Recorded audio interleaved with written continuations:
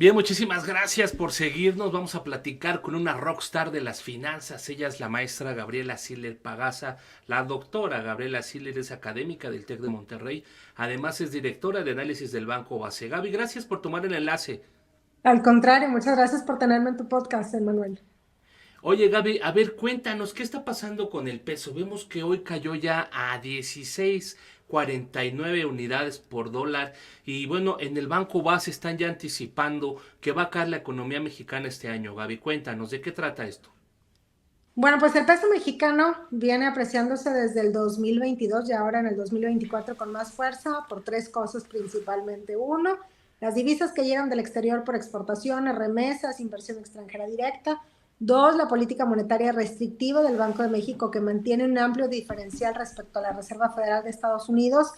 Y tres, las apuestas a favor del peso y la economía mexicana pensando que México va a aprovechar la oportunidad del nearshoring y entonces esto va a ocasionar una oleada de divisas a nuestro país por inversión extranjera directa y después por exportaciones. Ante todo esto, pues es muy posible que el peso mexicano se siga apreciando, a lo mejor alcanzando este año un tipo de cambio a niveles de 16.25 pesos por dólar. Pero déjame decirte que aunque genera mucho optimismo, la apreciación del peso no es tan bueno para una economía como la nuestra, sobre todo porque las remesas pierden poder adquisitivo y las exportaciones pierden competitividad. De hecho, en el primer trimestre del año es muy posible que hayamos observado una contracción en el PIB en lugar de un crecimiento. Esto es raro porque generalmente en un año de elecciones pues hay un mayor gasto público, se genera cierto optimismo por las campañas y entonces hay un mayor crecimiento económico en el primer semestre. Pero pues todos los datos que estamos viendo del primer trimestre, los registrados ante el IMSS, el indicador global de la actividad económica, el IGAE, las ventas minoristas, las exportaciones de autos, etcétera.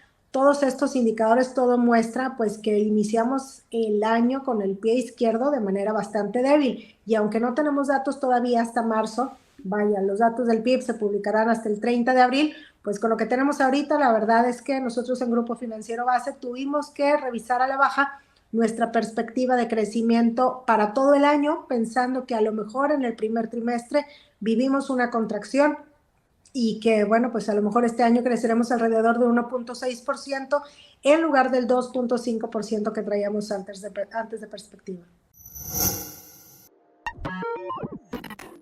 Es decir, que mejore el nivel de la paridad peso-dólar en realidad nos afecta, ¿no? Porque está Sí, afectando la gente que trae muchos bienes del exterior, pues al cambio ya tiene que pagar mucho más por ellos. Incluso los connacionales que envían las remesas, Gaby. Se ha perdido un importante valor del poder adquisitivo de las remesas, porque bueno, van a cambiar y ya en vez de que tengan 20, 15, 25,000 pesos, les dan menos, se hace agua el dinero. así es. De hecho, a febrero, que es el último dato disponible, las remesas se acumulan ya 16 meses consecutivos con pérdida de poder adquisitivo. Y para los receptores de remesas, lo que importa es el poder adquisitivo, ¿no? O sea, se los mandan en dólares, lo cambian aquí a pesos y obviamente pues también ahí impacta la inflación en México. Y entonces con esta pérdida de poder adquisitivo, lo que estamos viendo también es una desaceleración en el crecimiento anual de las remesas, probablemente porque los migrantes que están en Estados Unidos pues están esperando un mejor momento para enviar su dinero a México, dado que ahorita pues está haciendo agua, ¿no? Como tú mencionabas, por esa pérdida de poder adquisitivo, por la apreciación del peso. Ahora, a la economía mexicana no nada más le ha afectado la apreciación del peso, le han afectado otras dos cosas también. Uno, que en Estados Unidos siguen creciendo bien, pero hay mucho consumo en la parte de servicios, en la parte de bienes, ¿no? Y entonces, si los estadounidenses consumen servicios, pero no bienes, pues tampoco hay crecimiento de las exportaciones mexicanas. De hecho, desde el año pasado empezamos a ver una fuerte desaceleración en las exportaciones que se vio reflejado en un crecimiento muy pequeño en el último trimestre del año. Y las exportaciones en todo el 2023 crecieron alrededor del 2.6% después de haber crecido casi 17% en el 2022.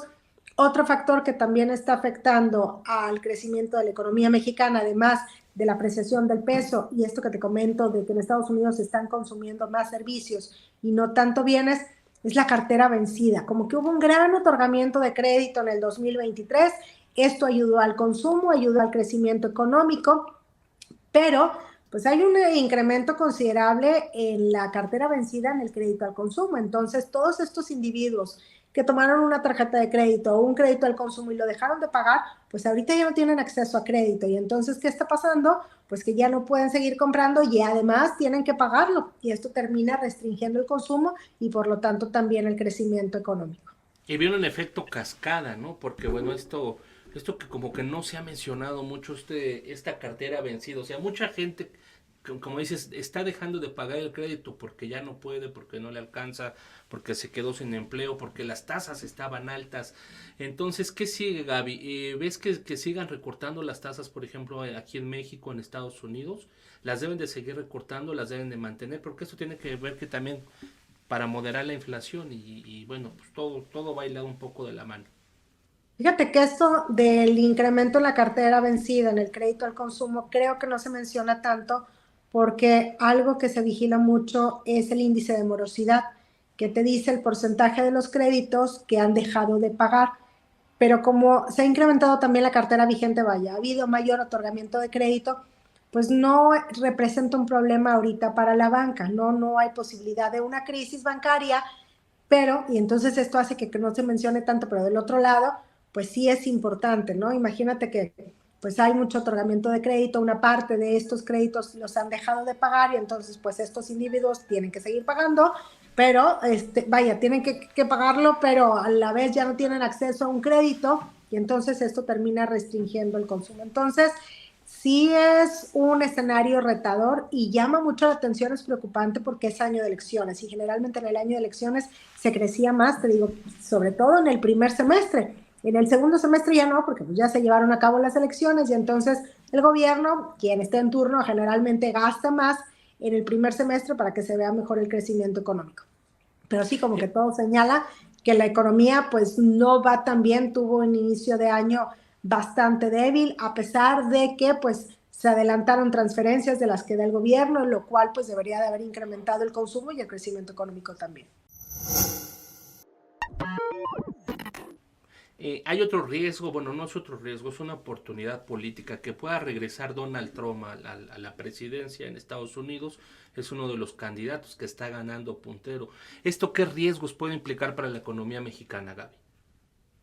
Mira, yo creo que Donald Trump ya no es un riesgo tan fuerte como lo fue en el 2016. El riesgo es que quiera imponer estímulos para que las empresas regresen a las fábricas y los empleos a Estados Unidos y entonces esto le quitaría a México parte de la oportunidad del nearshoring. Y digo que no es un riesgo tan fuerte para México porque finalmente nos eligió como aliado comercial, mientras que inició una guerra comercial con China, lo cual de manera indirecta ha beneficiado a México con crecimiento en las exportaciones. Somos el principal proveedor de bienes a Estados Unidos y además también pues con esta guerra comercial pues hemos visto que la relocalización de empresas que algunas han venido aquí a México y que ha hecho crecer la inversión extranjera directa. Oye, ya ahorita que me acuerdo no te respondí la pregunta hace rato de las tasas de interés. Yo creo que el Banco de México sí va a seguir recortando la tasa de interés, sobre todo viendo que la actividad económica no está tan bien y esto típicamente pues tiende a bajar la inflación. ¿Cuánto? Pues nosotros en Grupo Financiero Base somos más conservadores que la mediana del mercado, que están esperando que la tasa termine este año 9.75%, desde el 11% que está ahorita, nosotros creemos que va a terminar en 10.25% y es más, a lo mejor no haya tantos recortes, ¿no? Sobre todo porque todavía hay riesgos al alza para la inflación. Y para la Reserva Federal de Estados Unidos creemos que hará solamente 2 recortes este año, con lo cual pues va a disminuir un poco. Entonces, ¿cuál va a ser el panorama para la moneda mexicana? Vemos que puede bajar más todavía, decías 16.25, 16.30. Esto es que rompa este nivel, que perfore este nivel. ¿Cuál es lo que están anticipando para el peso los siguientes meses? Que puede bajar más, puede crecer más, ¿cómo quedaría? Mira, típicamente cuando hay elecciones en Estados Unidos el peso se deprecia. Y la verdad es que este año va a ser inédito si terminamos con una apreciación, que todo apunta que puede ser así.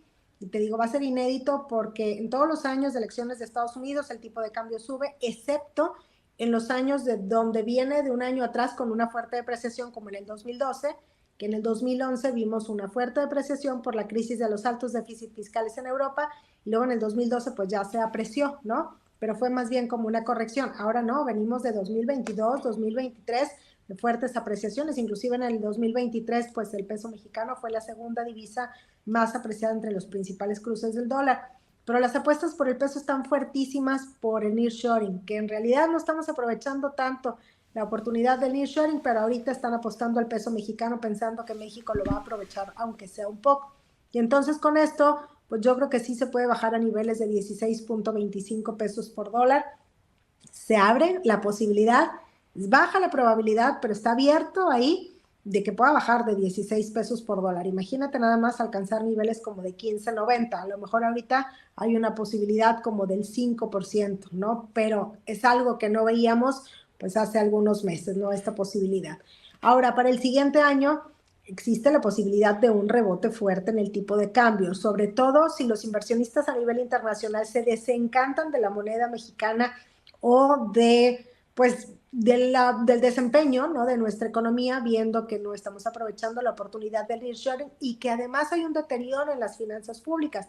Generalmente los inversionistas se fijan mucho, uno, que el Banco Central tenga autonomía, cosa que sí tiene aquí el Banco de México, y además también el manejo de las finanzas públicas por la posibilidad de recortes en la calificación crediticia. Esto va de la mano pensando que los inversionistas se fijan en el rendimiento, pero también en el riesgo. Si recortan la calificación crediticia, pues implica que México tiene un mayor riesgo y ahí es donde vienen cambios en los portafolios de inversión. Y entonces, pues este año, pues la Secretaría de Hacienda ha presupuestado un déficit del 5% del PIB, algo no visto desde 1988. Ha dicho que para el 2025 lo va a recortar a la mitad, pero esto se ve poco probable y es más, si lo recortan a la mitad, pues también entonces va a sufrir el crecimiento económico. Entonces hay un panorama bastante complejo para el primer año de la siguiente administración y el siguiente año, precisamente por esto, pues pueden venir recortes en la calificación crediticia o revisiones de estable a negativa precisamente en la calificación y que con esto se rebote el tipo de cambio. Tentativamente, ¿cómo tendría que empezar el nuevo gobierno, Gaby? Fuera Xóchitl Gálvez o fuera Claudia Sheinbaum, que es la candidata puntera. Tienen que empezar con una reforma fiscal, reduciendo el gasto. Vemos que en los precriterios de Hacienda está diciendo, vamos a recortar a la mitad el déficit para una menor deuda. Tienen que empezar con una reforma fiscal o Mira, porque lo que lo tiene que van a hacer dejar con es menos dinero, eso es definitivo. tiene que empezar generando optimismo y conciliando con el sector privado, porque en esta administración lo que hemos visto es que más bien es el sector público el que ha impulsado el crecimiento en la inversión fija y entonces pues no hay un motor interno de crecimiento. Entonces, si quien llegue a la presidencia genera optimismo y conciliación con el sector privado, esto puede propiciar un motor interno de crecimiento, que la economía mexicana crezca más y que no se necesite tanto el impulso del gobierno. Y bueno, dicho esto, pues también revisando cada uno de los rubros del gasto, porque además hay mucho de dónde recortar, no nada más en esta administración. El gobierno de México, pues la verdad es que ya tiene mucho tiempo pudiendo recortar algunos rubros que no son tan eficientemente utilizados.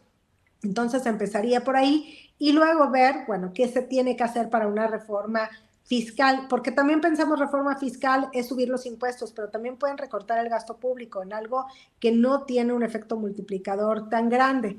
Y yo creo que es como limpiar la casa, ¿no? También mucho de lo que hay ahorita, yo creo que del freno en la economía tiene que ver con el miedo a qué es lo que viene más adelante en las políticas públicas. Entonces también habrá que tener como mucha transparencia y como mucho, ¿cómo lo puedo decir? O sea, que no haya más iniciativas y reformas que generen freno en la economía. Gaby, te agradezco mucho. Al Hay contrario, muchísimos gracias. temas que tocar, pero ya habrá una parte 2, 3. Te agradezco muchísimo. Gracias a ti, que estés muy bien.